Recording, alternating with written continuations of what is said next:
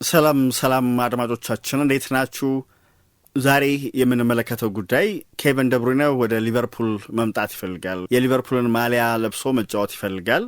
ቫን ዳይክም የአማካዩ መምጣት ይሻል የሚል ሐሳብ ከሰሞኑ ሲደመጥ ነበር። ከዚህ ጋር በተገናኘ ሐሳቦችን እናነሳለን። ኬዲቢ ወደ ሊቨርፑል ቢሄድ ይጠቅማል ወይ?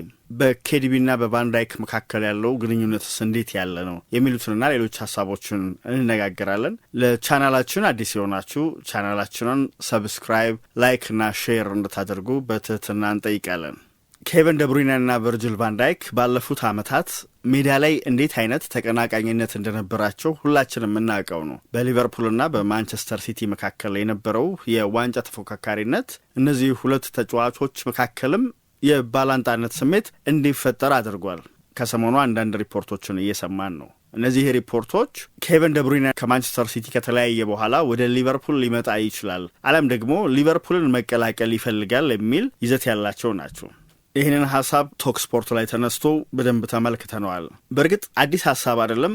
ከዚህ ቀደም የቀዮቹ አምበል ቫን ዳይክም እንደዚሁም ደብሩይነም ቢሆን ይሄኛው ዝውውር እውን እንዲሆን ጥረት ሲያደርጉ እንደነበረ ተነግሯል። አሁን ሳይሆን ከዚህ ቀደምም የሰነበተ ፍላጎት እንደነበረ፣ በደብሩይነ በኩል ፍላጎት እንደነበረ የሰነበተ፣ ቫን ዳይክም ደብሩይነ ቢጫወት በሊቨርፑል ማሊያ ይመርጥ እንደነበረ መረጃዎች ወጥተዋል።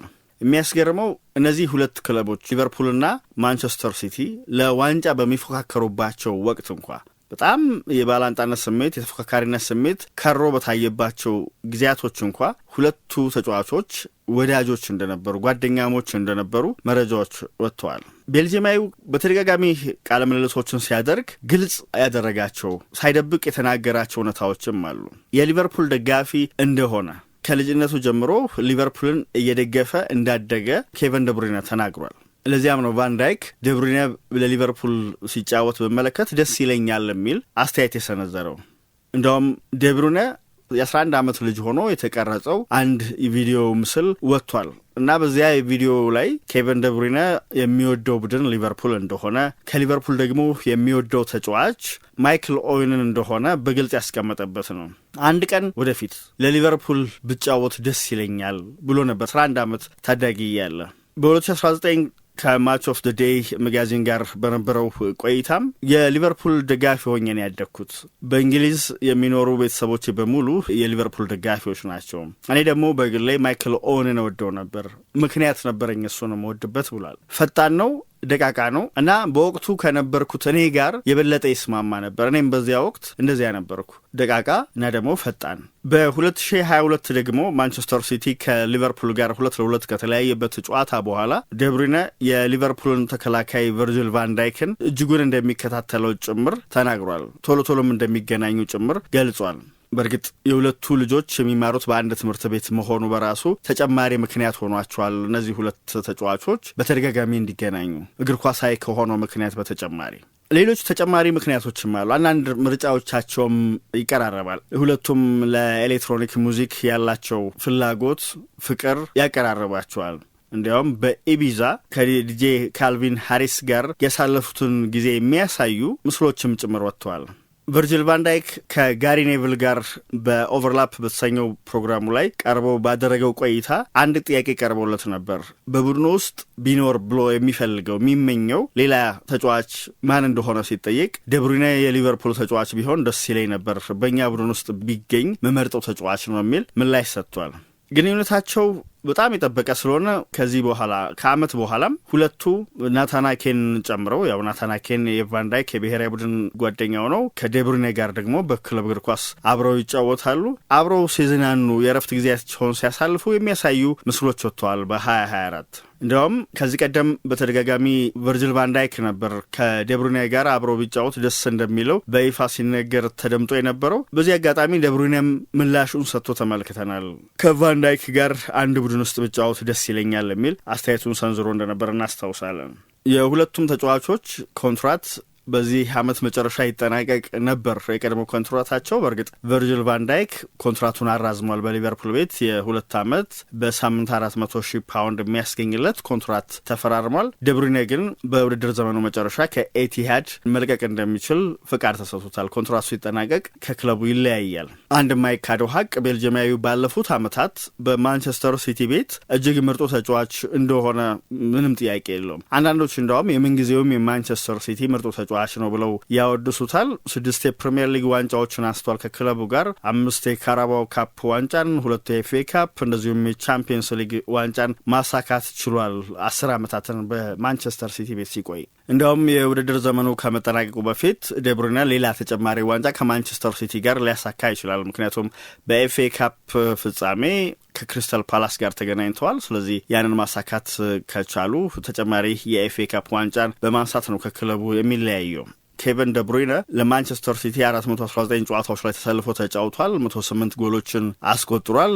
እንደዚሁም 177 ጎል የሆኑ ኳሶችን አመቻችቶ አቀብሏል። በዚያ የነበረው ጊዜ ስኬታማነቱ ለጥያቄ የሚቀርብ አይደለም።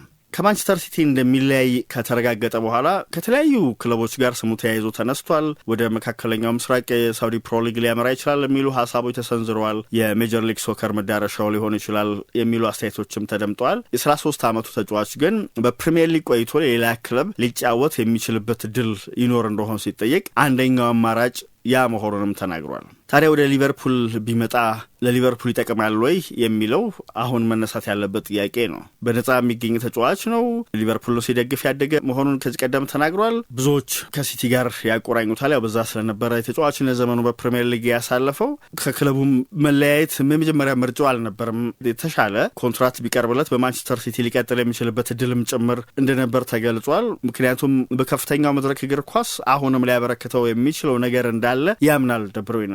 ስለዚህ ካልተሳካ በዚያ ኮንትራቱን ለማራዘም ያደረገው ጥረት ስለዚህ በሌላ የፕሪሚየር ሊግ ክለብ ቆይቶ ለተወሰኑ ዓመታት መጫወት ይፈልጋል። ቢያንስ 1 እና 2 የውድድር ዘመናትን በእንግሊዝ ፕሪሚየር ሊግ ነው ማሳለፍ የሚፈልገው። ሊቨርፑል የፕሪሚየር ሊግ ዋንጫ አሸናፊ ሆኖ አጠናቋል። ነገር ግን የሚያጣቸው ተጫዋቾች አሉ። ከሁሉ በላይ ትሬንት አሌክዛንደር አርኖልድን ያጣበት መንገድ ብዙዎችን የሚያስቆጭ ነው። በነጻ ዝውውር ነው የሚያጣው እና ደግሞ በቡድኑ ውስጥ በነበረበት ጊዜ በጣም በላቀ መንገድ አስተዋጽኦ ሲያበረክት የነበረ ተጫዋች ነው። በተለይ የእሱን ፓሶች እና ክሮሶች ማንም የሚዘነጋ የለም። ስለዚህ ደብሩይነ እድሜው የገፋ ተጫዋች ቢሆንም አሁንም ግን ያንን ብቃቱን እንደያዘ ነው። አሁንም በቀላሉ ድንቅ ፓሶችን ማድረግ ይችላል። እንደ ቀድሞ ላይሮጥ ይችላል፣ ግን ፓሶቹ ፈጣን ናቸው። ስለዚህ የትኛው ነው የተሻለው መሮጥ ወይስ ፈጣን ፓሶችን ማድረግ? ይሄንን ከግምት ማስገባት ያስፈልጋል። አጠቃላይ የቡድኑ እድሜ ላይም የሚያሳርፈው የተለየ አሉታዊ ተጽዕኖ የለም። በቡድኑ ውስጥ ያሉ ተጫዋቾች እድሜያቸው ከ30 በላይ የሆኑት ውስን ናቸው። 4 ተጫዋቾች ናቸው እድሜያቸው ከ30 በላይ እንደሆነ የሚታወቀው በሊቨርፑል ቤት ውስጥ እነ ሮበርትሰን፣ ቫን ዳይክ፣ ሞሐመድ ሳላህ። አንዲ ሮበርትሰን እንዲያውም በአንዳንድ ወጣት ተጫዋቾች ሊተካ ይችላል የሚሉ መረጃዎችም አሉ። እንደነ ሚሎስ ኬርኬዝ ወይም ደግሞ ጆሬል ሃቶን የመሳሰሉ ተጫዋቾች ሊመጡ እንደሚችሉ ወደ ሊቨርፑል እየተነገረ ስለሆነ አማካይ የሊቨርፑልና የዕድሜ ጣሪያ ዝቅ የማድረግ አቅም አላቸው። ሊቨርፑል በአማካይ ክፍል በጣም የተሟላ ቡድን እንደሆነ ይታመናል።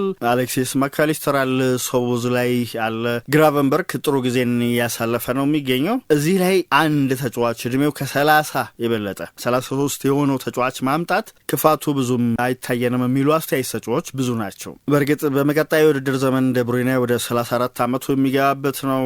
እንደዚያም ሆኖ አሁንም ውስጡ እምቃቅም አለ። ሊቨርፑል ያንን ለመጠቀም በማሰብ ተጫዋቹን ያስፈርመዋል ወይ? ውሳኔው የአርነ ስሎትና የክለቡ የስራ ኃላፊዎች ቢሆንም ደብሩይነ ወደ ሊቨርፑል ቢመጣ ግን የሚጨምረው ነገር እንዳለ ብዙዎች ያምናሉ።